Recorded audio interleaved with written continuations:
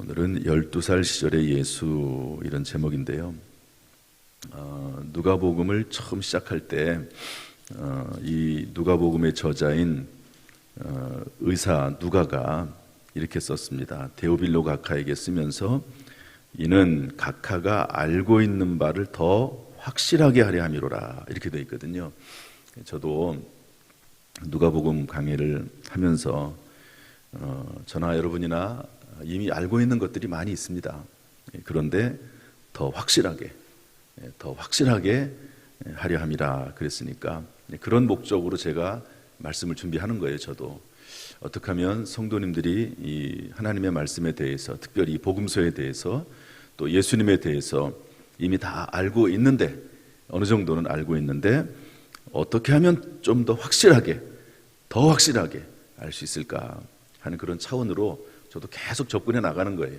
그래서 이런 방법으로 한번 해보기도 하고 저런 방법으로 해보기도 하고, 그러니까 이번 이 누가복음 강해를 통해서 우리 주님을 좀 더 깊이 아는 귀한 시간 되기를 주님의 이름으로 축복합니다. 먼저 누가복음 오늘 본문 말씀들을 한번 쭉 살펴보면서 내용 이해를 좀 하려고 합니다. 우리 41절 말씀 다 같이 읽어보죠. 41절 시작.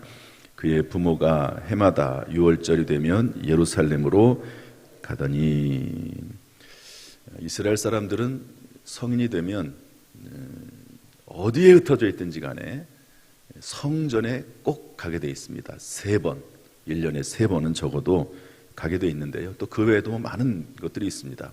뭐 할례를 받을 때라든지, 또는 오늘 얼마 전에 들었던 정결 예식을 할 때라든지, 그렇게 했는데, 어쨌든 그런 것들은 부수적인 것이고, 꼭 어디 있든지 간에, 세계 어느 곳에 있든지 간에 꼭 3번씩은 가야 됐는데 3대 절기인 유월절, 오순절, 초막절이었습니다. 그런데 이게 많이 무너졌습니다. 왜? 포로 생활을 다 포로로 잡혀가서 아수르와 바벨론에게. 그런데 그럼에도 불구하고 여기 보면, 그럼에도 불구하고 해마다 유월절이 되면 꼭 예루살렘 성전에 가서 하나님 앞에 예배 드렸다 하는 거죠. 보통 남자들만 가는데 이 당시에는 여자들도 절기에 참석하도록 랍비 힐레라고 하는 분이 그렇게 가르쳐서 여자들도 함께 왔습니다. 우리 42절 말씀 읽어보겠습니다. 42절 시작. 예수께서 12살 되었을 때에 그들이 이 절기의 관례를 따라 올라갔다가, 여자가 따라가는 거는 뭐 이제 힐렐의 가르침을 통해서 그렇게 하는데 왜 아이가 따라갈까? 12살 먹은 아이가. 그것은 뭐냐면요, 유대인들의 교육을 살펴보면, 제가 기록을 해놨습니다. 이런 내용들을 쭉 한번 읽어보세요. 3살 때부터 신앙교육을 시작합니다. 5살이 되면 쉐마 교육을 합니다. 이 성경 구절을 보면 신명기 6장과 11장에 있는 이런 내용을 가지고요, 암송을 시킵니다. 이런 내용을. 이건 짧은 구절입니다. 이 쉐마 교육을 시키고, 그 다음에 10살이 되면은요, 모세오경과 율법의 해석서인 미시나를 배우기 시작합니다. 10살이 되면. 그 다음에 13살이 되면 하나님의 언약의 아들로, 하나님의 말씀을 듣고 따르는 사람으로 세워줍니다. 성인식 하듯이 그렇게 해주고, 18살이 되면 미시나의 해석집인 게마라와 탈무드를 배웁니다. 그러니까 우리로 말하면 어렸을 때부터 암송을 하기 시작을 하고, 어렸을 때부터 성경 말씀을 배우기 시작하고, 어렸을 때부터 그 성경의 해석집을 읽도록 그렇게 하는 것을 볼 수가 있습니다. 보통 이제 13살이 되면 이제 그 성전에 와서, 이제 언약의 아들이기 때문에, 약속의 아들이기 때문에 성전에 와서 함께 부모와 함께 참여해서 예배를 드리게 돼 있는데, 한 12살이나 11살 정도가 되면 앞으로 어떻게 해야 될지를 배우기 위해서 뭐 참관하는 형태로 미리미리 가서 보는 경우가 있거든요. 그래서 예수님이 12살 되었을 때 이제 부모와 함께 따라서 성전에 가서 유월절 절기를 드리게 됐다 하는 그런 내용입니다. 우리 43절 44절 말씀도 읽어보겠습니다. 43절 44절 시작. 그 날들을 마치고 돌아갈 때에 아이 예수는 예루살렘에 머무셨더라. 그 부모는 이를 알지 못하고 동행 중에 있는 줄로 생각하고 하룻길을 간 후 친족과 아는 자 중에서 잣대. 아니 12살 먹은 아이를 어떻게 잊어버릴 수가 있나, 잃어버릴 수가 있나. 그렇지만 그 당시에 그냥 옆 동네 가는 게 아니거든요. 멀리서 오게 되는데, 그러면은 동네 사람들하고 친척들하고 함께 오게 됩니다. 일행이 있습니다. 일행이. 어떤 때는 꽤 많은 일행이 있죠. 그리고 아이들은 보통 그때는 이제 스스로 자기들이 이렇게 어울리기도 하고 그러지 않겠습니까? 그래서 부모는 부모 일을 하고 아이는 아이 일을 하고 또 친척들이 있고 그러니까 잘 있겠지 하다가 미처 챙기지 못한 거죠. 미처 챙기지 못하고 하룻길을 가다가 이제 돌아와서 아이가 없구나 하는 것을 알고 찾으러 갔다 하는 그런 말입니다. 그러니까 부모와 혼자 예수님의 아버지, 어머니, 예수님 셋만 간 게 아니라는 거예요. 여러 사람들이 함께 동행했기 때문에 이런 일이 가능하다 하는 그런 말씀이고요. 45절부터 47절 말씀 한번 읽어보겠습니다. 다 같이 시작. 만나지 못함에 찾으면서 예루살렘에 돌아갔더니 사흘 후에 성전에서 만난즉 그가 선생들 중에 앉으사 그들에게 듣기도 하시며 묻기도 하시니 듣는 자가 다 지혜와 대답을 놀랍게 여기더라. 여기 놀랍게 여기다는 말은 뭐냐면요, 아주 깜짝 놀라는 것을 말합니다. 아주 정신을 잃을 정도로.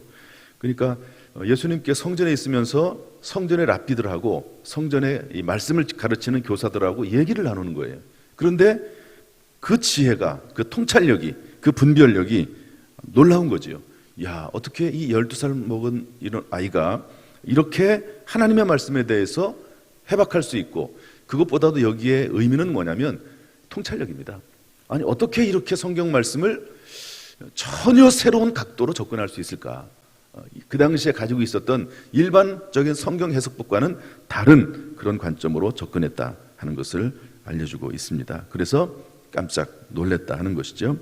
우리 48절 49절 말씀 읽어보겠습니다. 48절 49절 시작. 그의 부모가 보고 놀라며 그의 어머니는 이르되 아이야 어찌하여 우리에게 이렇게 하였느냐. 보라 내 아버지와 내가 근심하여 너를 찾았노라. 예수께서 이르시되 어찌하여 나를 찾으셨나이까. 내가 내 아버지 집에 있어야 될 줄을 알지 못하셨나이까 하시니. 당연히 부모님들이 혼내겠죠. 야 도대체 너 빨리빨리 아빠 엄마 따라와야지. 부모님에게 있어서는 예수님이 아직 그야말로 자녀고 어린아이니까. 그러면서 혼냈습니다. 그랬더니 예수님께서 답변하시기를 어찌해서 나를 찾으셨습니까? 내가 내 아버지 집에 있어야 될 줄을 알지 못하셨나이까. 이렇게 기록을 하고 있습니다. 이 말씀은 누가복음에 나오는 예수님의 첫 번째 말씀입니다. 이제 앞으로 예수님께서 말씀들을 많이 하시잖아요. 그런데 예수님께서 누가복음에서 제일 먼저 하신 말씀 뭔가? 어째서 나를 찾으셨습니까? 내가 아버지 집에 있어야 될 줄을 알지 못하셨습니까? 이것은 혈육으로서의 부모에게 순종하고 부모에게 공손하고 부모님을 따라야 되는 이런 면과, 또 하나는 하늘아버지 하나님에 대한 절대적 순종 사이에서 어느 정도 긴장 관계가 있음을 알려주고 있습니다. 여기에 대해서 예수님은 단호하게 말씀하신 거예요. 상당히 단호하게 말씀하신 겁니다. 그건 뭐냐면 하나님의 뜻을 받드는 일이 우선돼야 된다 하는 것을 말씀해주고 있습니다. 성경 말씀에 보면 너희는 먼저 그의 나라와 그의 의를 구하라 말씀했거든요. 그러니까 하나님의 말씀과 하나님의 뜻을 부모님의 말씀보다 더 따라야 된다 하는 것을 확실히 얘기해 준 것은 맞아요. 그러나 부모에게 마땅히 드려야 될 것을 배제하지는 않습니다. 예수님께서 고르반 비유를 통해서 부모님에게 드려야 될 것을 하나님에게 드리면 끝이다. 그것은 성경적이지 않습니다. 어떤 경우에 부모님과 부득이하게 하나님의 말씀이 부딪혔을 때 우리는 하나님의 말씀, 부모님도 하나님의 말씀에 순종해야 되니까 그런 의미이지, 부모님에게 마땅히 드려야 될 것을 다 그것을 배제하는 것은 아니다 하는 것도 분명히 알아야 될 것입니다. 우리 49절 하반절에 보면 이렇게 되어 있습니다. 내 아버지 집에 있어야 될 줄을 모르시나이까. 이것은 예수님께서 하나님을 아버지라고 부른 최초의 언급입니다. 예수님은 이때부터 자기 자신이 하나님의 아들이라고 하는 자의식이 있었다는 거죠. 상당히 중요한 의미를 가지고 있습니다. 12살 먹은 아이가 하나님의 아들이다. 이걸 어떻게 깨달았을까요? 도대체 참 놀라운 일이긴 합니다. 그런데 자기의식, 자기 정체성이 분명했다 하는 것을 알려주고 있습니다. 우리 50절부터 51절 말씀 읽어보겠습니다. 50절 51절 시작.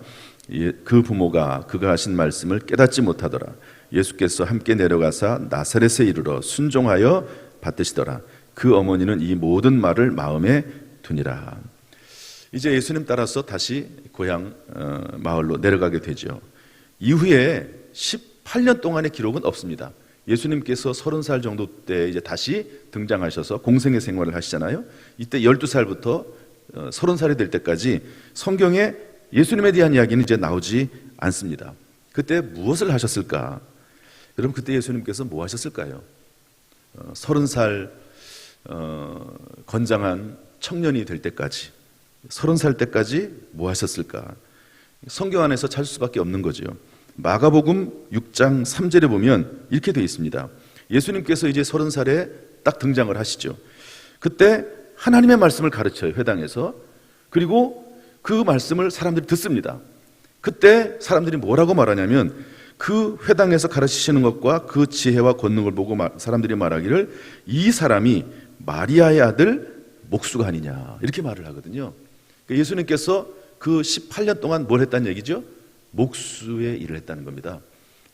그리고 나서 그 이후부터 아버지 요셉에 대한 언급은 없거든요. 아마도 아버지 요셉은 그 18년 그 안에 돌아가신 게 아닌가, 죽은 게 아닌가 하는 것을 일반적인 해석입니다.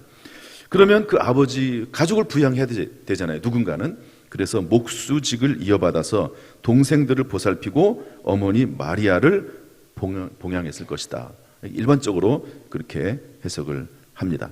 그러니까 예수님은 공생의 생활을 시작하시기 전까지 철저하게 가정에 충실하고 부모를 봉양할 줄 알고 동생들을 양육할 줄 알았다 하는 것을 알 수가 있습니다. 마지막으로 52절 말씀 다 같이 읽어보겠습니다. 52절 다 같이 시작. 예수는 지혜와 키가 자라가며 하나님과 사람에게 더욱 사랑스러워 가시더라. 예수님의 성장에 대한 두 번째 메시지인데요, 첫 번째 메시지가 뭐냐면 40절에 나옵니다. 이 40절에 나오는 것은 아기가 자랄 때 내용이고, 그리고 태어날 때부터 12살 때까지 내용이고, 그리고 52절에는 이제 그 12살 그때부터 예수님께서 공생의 생활을 시작할 때까지의 내용인데요, 우리 40절 말씀도 한번 읽어봅시다. 40절 시작. 아기가 자라며 강하여지고 지혜가 충만하여 하나님의 은혜가 그 위에 있더라. 한 가지 딱 차이점이 있습니다. 이 두 말씀이 똑같은 말씀인데 차이점이 있어요. 똑같은 말씀은 뭐냐면 아기가 자라며 강해졌다, 이 말은 육체적으로 성장했다는 말입니다. 그러니까 예수님은 또 키가 자랐다 이렇게 되어 있는데 육체적으로 건강하게, 육체적으로 자랄 부분에 있어서 제대로 자랐다는 것을 말하고요. 그 다음에 40절이나 50절 똑같이 지혜가 자라갔다고 되어 있습니다. 지혜가. 이것은 뭐냐면 그 마음의 성장, 혼의 성장을 말하거든요. 키가 자라고 강해졌다는 말은 육체적인 성장이고, 그 다음에 지혜는 혼적인 성장입니다. 그런데 40절에는 하나님의 은혜가 그의 위에 있다 이렇게 되어 있는데, 이것은 영적인 성장을 말합니다. 영적으로 하나님의 은혜가 충만해서 늘 영감이 있고 성령으로 충만하고 하나님께서 늘 그 마음에 그 영에 감동감하셨다 하는 그런 말씀인데, 12살 때부터는 거기 한 가지가 더 추가가 됩니다. 그게 뭐냐? 예수는 지혜와 키가 자라가며 하나님과 사람에게 사랑스러워 하시다. 따라합시다. 하나님과 사람에게. 다시 한번, 하나님과 사람에게. 아기 때는 사람에게, 물론 사람에게 사랑스러울 수 있지요. 그런데 이 사회적 성장, 이 사회성에 대해서는 일단 아기 때는 뺐습니다. 아기 때 사회적 성장이 그렇게 크게 의미 있게 다가오지는 않지 않습니까? 그런데 이제 예수님이 12살 때가 되면 동네 친구들하고 어울리기도 하고, 청년의 때가 되면 그 주변의 청년들하고 어울리가 되겠죠. 이때부터는 예수님이 성장하는 모습 중에서 이 사회적 성장에 대해서도 말씀을 하고 있다는 겁니다. 하나님뿐만 아니라 사람에게도 사랑스러워 갔다 하는 것을 알려주고 있습니다. 따라서 여러분, 사람의 성장이라고 하는 게 세 가지입니다. 하나는 그 영이 성장하는 거, 영이. 또 하나는 뭐냐면 그 마음이, 생각이, 지혜가, 감정이 성숙해지고 성장되는 거죠. 그 다음에는 육체가 성장하는 겁니다. 그리고 거기에 사회적 성장이 있다는 거예요. 사회적 성장이. 사람과 사람끼리 서로 어울리면서 사람과 사람끼리 서로 부딪힐 때도 있지만 함께 성장해 나가고 그리고 사랑스럽게 살아나가는 그런 사회적 성장이 있음을 말씀해주고 있는 것이죠. 여러분, 신앙생활도 참 마찬가지고 교회생활도 마찬가지인 것 같아요. 교회생활하면서 이런저런 일로 인해서 참 이렇게 서로 부딪힐 때가 많습니다. 그러나 어쩔 수 없는 현상이죠. 사람이 전부 다르니까. 부부간에도 서로 마찰이 있고 서로 의견이 다르고 생각이 다르고 그럴 때가 있지 않습니까? 교회 생활도 마찬가지죠. 그냥 주일날 나와서 예배만 드리고 왔다 갔다 하면 부딪힐 일이 없어요, 사실은. 그러나 그래가지고는 어떤 사회적 성장, 신앙 성장이 어렵습니다. 서로 부딪힘이 있긴 하지만 그러면서 조정해 가면서 그러면서 믿음 안에서 말씀 안에서 점점 성장해 나갈 필요가 있다 하는 것을 오늘 성경 말씀이 우리에게 알려주고 있습니다. 하나님께서 우리에게 사람과 사람 사이에, 물론 하나님과의 관계가 우선적으로 중요하지만 사람 사이의 관계, 사회적 성장도 이루어나갈 수 있기를 주님의 이름으로 축복합니다. 이런 내용이 오늘 본문에 나와 있는 내용이에요. 예수님의 12살 시절의 모습을 기록하고 있는 유일한 그런 말씀입니다. 이 말씀 속에서 몇 가지 교훈과 권면의 말씀을 찾아보려고 합니다. 첫 번째는 뭐냐면 요셉과 마리아는 비록 가난했습니다. 바벨론 포로 시대라고 하는 어려운 환경이었습니다. 그리고 한번 이렇게 찾아가려면 거리가 멀었습니다. 그럼에도 불구하고 하나님의 말씀에 순종해서 절기를 지키기에 힘썼지요. 오늘날과는 조금 차이가 있을 수 있긴 하지만 하나님의 말씀에 상황에도 여러 가지 안 좋은 상황에도 불구하고 하나님의 말씀에 따라 순종하며 살려고 애를 썼지요. 그리고 12살 된 아이, 그 아이를 데리고 함께 성전에 찾아가서 아이의 신앙교육에도 열심을 냈던 것을 볼 수가 있습니다. 사랑하는 성도 여러분, 여러분은 자신과 자녀의 신앙교육을 위해서 계속해서 힘쓰고 있습니까? 참 어떤 분들은 보면은요, 본인들이 스스로 말씀을 연구하고 큐티하고 또 신앙서적을 읽는 그런 분들을 봅니다. 그리고 뭐 항상은 아닐 수 있지만 이렇게 특별 새벽 기도회라도 참석해서 예배를 드리는 성도들을 보게 돼요. 그리고 이때 본인이 참석할 뿐만 아니라 자녀들도 함께 데리고 와서 새벽 예배 훈련, 새벽 기도 훈련, 말씀 듣는 훈련을 하는 그런 부모들도 있습니다. 물론 이런 경우도 있더라고요. 부모님은 안 나오려고 하는데 아이가 깨워가지고 나오는 경우도 있긴 해요. 그렇지는 아니, 정말 좀 특별한 아이죠. 하나님께서 그렇게 감동을 하셨다고 생각을 합니다. 이런 모습들이 이스라엘 유대 사람들은 순간 때에 맞게 이렇게 적절하게 하고 있거든요. 그래서 처음에는 그냥 어떤 말씀을 보여주기만 해요. 말씀을 보여주기만 하고 어떤 때는 짧은 구절을 암송시키는 그런 때도 있고 그러다가 성경 본문의 말씀을 보게 하고 해석집을 보게 하고 그러면서 신앙교육을 해나가는 것을 볼 수가 있습니다. 여러분 스스로를 위해서 또 자녀들을 위해서 기도할 뿐만 아니라 말씀 양육을 꾸준히 해나갈 수 있기를 주님의 이름으로 부탁을 드립니다. 우리의 자녀들이 말씀 안에서 믿음 안에 성장하기를 주님의 이름으로 축복합니다. 두 번째로 공생애를 시작하기 전 예수님의 모습은 부모에게 순종하여 받드시고 목수일을 하며 가족을 부양하는 것이었습니다. 하나님의 아들이라고 하는 자의식이 분명히 있음에도 불구하고 인류를 위한 대속이라는 분명한 사명과 비전이 있었지만 하나님의 때를 기다리면서 성실하게 현재를 살아갔습니다. 여러분 우리가 기도하지요.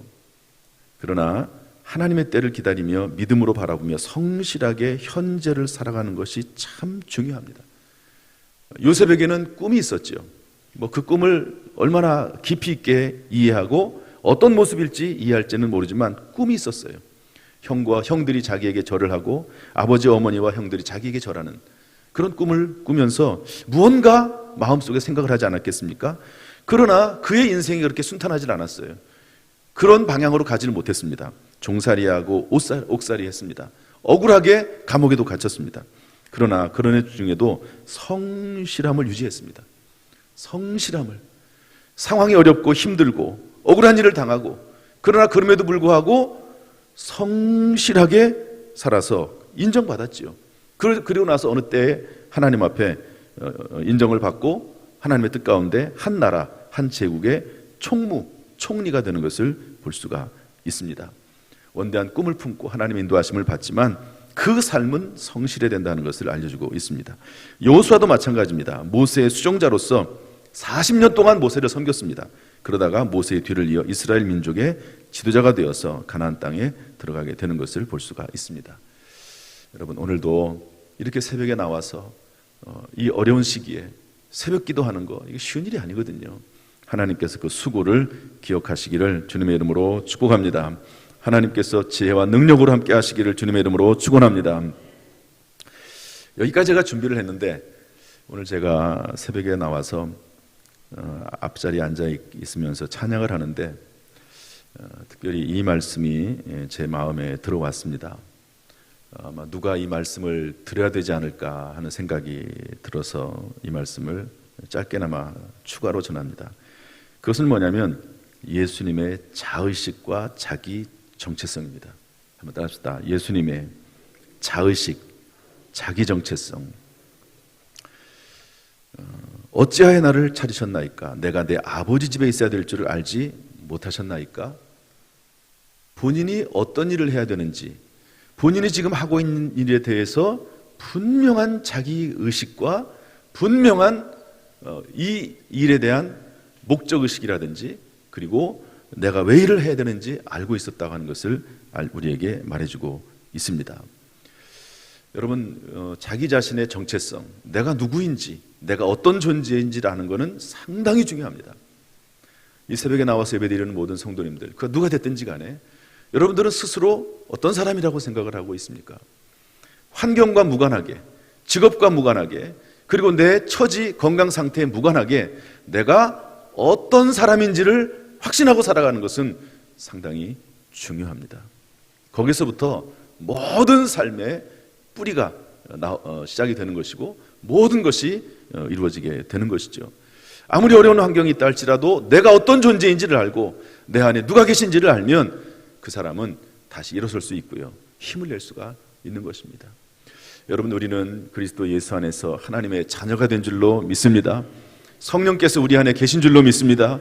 끊임없이 하나님께서는 우리와 교통하길 원하시고 하나님의 능력과 지혜를 받아 살아갈 수 있는 복된 존재인 줄로 믿습니다. 조금 직장에서 잘 되고 못 되고, 건강이 좋고 안 좋고, 사람과의 관계가 어떻든지 간에, 미래가 소망이 있든지 없든지 간에 중요한 것은 내가 하나님의 자녀이고 하나님의 백성이고 하나님이 나와 함께 하신다는 사실을 우리가 깨닫는 것입니다. 여러분, 이 믿음 안에서 여러분 너무 낙심하거나 좌절하지 말고 움츠리지 말고 담대하게 강건하게 살아갈 수 있기를 주님의 이름으로 축원합니다. 기도하겠습니다. 하나님 아버지, 오늘 말씀 속에서 주시는 하나님의 음성을 들으며 살아갈 수 있도록 인도하여 주옵소서. 벌써 30일 동안에 6주간의 새벽기도의 마지막 주간을 마쳤습니다.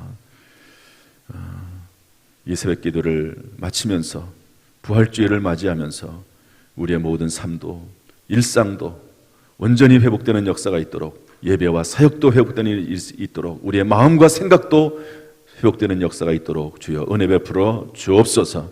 예수님의 이름으로 축복하며 기도하옵나이다. 아멘. 이제는 우리 주 예수 그리스도의 은혜와 아버지 하나님의 무한하신 사랑과 성령님의 교통하심이 이 시간 주 앞에 나와 예배드리며 기도하며 찬송하는 모든 성도들 한 사람 한 사람 머리 위에 혹시 이런저런 서장으로 마음의 근심과 걱정과 불안과 낙심 가운데 있는 모든 성도들이 있으면 그분들 위해 지금부터 영원토록 순간순간마다 함께 하시기를 간절히 축원하옵나이다. 아멘.